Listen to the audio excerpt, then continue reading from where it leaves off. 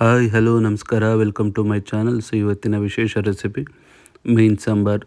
So ಯಾವ ರೀತಿಯಾಗಿ ಮೀನು ಸಾಂಬಾರು ಮಾಡೋದಂತ ಈ ವಿಡಿಯೋದಲ್ಲಿ ಸಂಪೂರ್ಣವಾಗಿ ತಿಳಿಸ್ಕೊಡ್ತೀನಿ ಬನ್ನಿ. ಸೊ ಇದಕ್ಕೆ ಏನೆಲ್ಲ ಇಂಗ್ರೀಡಿಯೆಂಟ್ಸ್ ಬೇಕು ಅಂತೇಳಿ ಮೊದಲಿಗೆ ನೋಡೋಣ.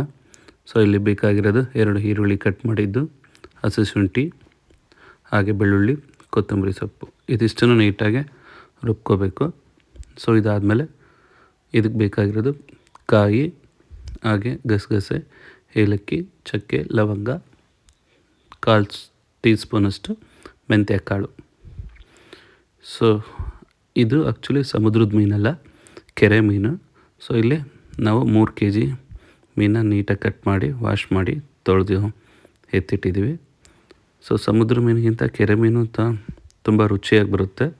ಸೊ ಬನ್ನಿ ಇದನ್ನು ಯಾವ ರೀತಿ ಮೀನು ಸಾಂಬಾರು ಮಾಡೋದು ಅಂತೇಳಿ ಈ ವಿಡಿಯೋದಲ್ಲಿ ನೋಡೋಣ. ಸೊ ಇಲ್ಲೊಂದು ಪಾತ್ರೆಯಲ್ಲಿ ಎಣ್ಣೆ ಕಾಯಕ್ಕಿಟ್ಟು, ಸೊ ಇದಕ್ಕೆ 2 ಕಟ್ ಮಾಡಿದ್ದ ಈರುಳ್ಳಿನ ಹಾಕಬೇಕು ಒಗ್ಗರಣೆಗೆ.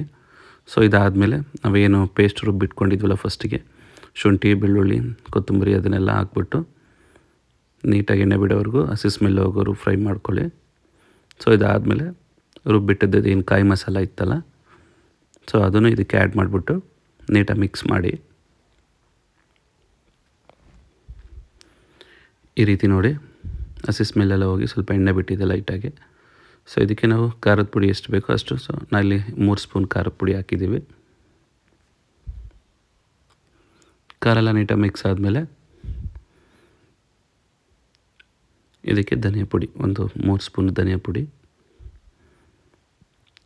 ಹಾಗೆ ಹುಣಸೆ ಹಣ್ಣು. ಇಲ್ಲಿ ನಾವು 2 ಹಿಡಿಯಷ್ಟು ಹುಣಸೆ ಹಣ್ಣನ್ನು ರಸನ ಹಾಕ್ಬಿಟ್ಟು ಈಗ ನೀಟಾಗಿ ಮಸಾಲೆ ಎಲ್ಲ ಮಿಕ್ಸ್ ಮಾಡ್ತಾಯಿದ್ವಿ. ಸೊ ನೋಡಿ, ಈ ರೀತಿ ಕುದೀತಾ ಇರಬೇಕಾದ್ರೆ ನೀರು ಆದಷ್ಟು ಮೀನು ಸಾಂಬಾರಿಗೆ ಕಡಿಮೆ ಹಾಕ್ಕೋಬೇಕು. ಯಾಕಂದರೆ ನಾವು ಫಿಶ್ ಆ್ಯಡ್ ಮಾಡಿದ್ಮೇಲೆ ಸ್ವಲ್ಪ ಅದು ನೀರು ಬಿಟ್ಕೊಳ್ಳುತ್ತೆ. ಸೊ ಹಾಗಾಗಿ ನೋಡಿ, ಎಷ್ಟು ಬೇಕೋ ಅಷ್ಟನ್ನು ನೀರು ಹಾಕ್ಕೊಳ್ಳಿ. ಸೊ ಎಷ್ಟು ನೀರು ಹಾಕಾದ್ಮೇಲೆ ಉಪ್ಪು ಹಾಕಿ, ರುಚಿಗೆ ತಕ್ಕಷ್ಟು ಉಪ್ಪು ಹಾಕಿ, ನೀರೆಲ್ಲ ಹಾಕಿದ್ಮೇಲೆ ಇದು ಆ್ಯಕ್ಚುಲಿ ಚೆನ್ನಾಗಿ ಕುದಿಬೇಕು. ಸೊ ಈಗ ಇದಕ್ಕೆ ಒಂದು ಪ್ಲೇಟ್ ಕ್ಲೋಸ್ ಮಾಡಿಬಿಟ್ಟು ಚೆನ್ನಾಗಿ ಕುದಿಯೋಕೆ ಬಿಟ್ಟಿದ್ವಿ. ಸೊ ಅಟ್ಲೀಸ್ಟ್ ಒಂದು 4 to 5 ಮಿನಿಟ್ಸ್ ಕುದ್ರೆ ಆ ಮಸಾಲೆ ಸ್ಮೆಲ್ಲೆಲ್ಲ ಹೋಗಿ ಚೆನ್ನಾಗಿ ಬರುತ್ತೆ ಸಾಂಬಾರು. ಸೊ ಈಗೇನು ನಾವೇನು ತೊಳೆದಿಟ್ಕೊಂಡಿದ್ವಲ್ಲ ಫಿಶಸ್, ಸೊ ಅದನ್ನೀಗ ಆ್ಯಡ್ ಮಾಡ್ತಾಯಿದ್ದೀನಿ. ಫಸ್ಟಿಗೆ ಆ್ಯಕ್ಚುಲಿ ಫಿಶ್ ತಲೆ ಹಾಕ್ತಾಯಿದ್ವಿ. ಸೊ ಅದಾದಮೇಲೆ ಮಿಕ್ಕಿದ ಪೀಸಸ್ ಎಲ್ಲ ಹಾಕ್ಬಿಟ್ಟು ನೀಟಾಗಿ ಫುಲ್ ಕವರ್ ಮಾಡ್ತಾಯಿದ್ದೀನಿ. ಸೊ ಇಲ್ಲಿ ಫಿಶಸ್ ಸ್ವಲ್ಪ ಜಾಸ್ತಿ ಇರೋದ್ರಿಂದ ಗ್ರೇವಿ ಕಡಿಮೆ ಇದೆ. ಸೊ ಅದು ಆ್ಯಕ್ಚುಲಿ ಆಮೇಲೆ ಸ್ವಲ್ಪ ಹೊತ್ತು ಬಿಟ್ಮೇಲೆ ಗ್ರೇವಿ ಎಲ್ಲ ಚೆನ್ನಾಗಾಗುತ್ತೆ. ಸೊ ಈಗ ಅದ್ರ ಮೇಲೆ ಫಿಶಸ್ ಮೇಲೆಲ್ಲ ಗ್ರೇವಿ ಹಾಕ್ಬಿಟ್ಟು, ಫಿಶ್ ತುಂಬ ಬಾಯ್ಲ್ ಆಗಬೇಕಾಗಿಲ್ಲ, ಒಂದು 4 ಮಿನಿಟ್ಸ್ ಬಿಟ್ಟರೆ ಫಿಶಸ್ ಎಲ್ಲ ತುಂಬ ನೋಡಿ ಈ ರೀತಿಯಾಗಿ ನೀಟಾಗಿ ಬಾಯ್ಲ್ ಆಗುತ್ತೆ.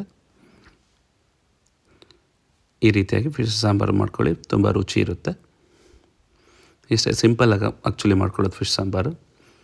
ಸೊ ಈ ರೀತಿಯಾಗಿ ಮತ್ತಷ್ಟು ವೀಡಿಯೋಗಳಿಗಾಗಿ ನಮ್ಮ ಚಾನಲ್ನ ಸಬ್ಸ್ಕ್ರೈಬ್ ಮಾಡಿ, ಹಾಗೆ ಶೇರ್ ಮಾಡಿ, ಪ್ರೋತ್ಸಾಹಿಸಿ, ಬೆಂಬಲಿಸಿ ಅಂತ ಎಲ್ಲರಲ್ಲೂ ಕೇಳ್ಕೊಳ್ತಾ, ಸೊ ಎಲ್ರಿಗೂ ಧನ್ಯವಾದಗಳು. Thank you.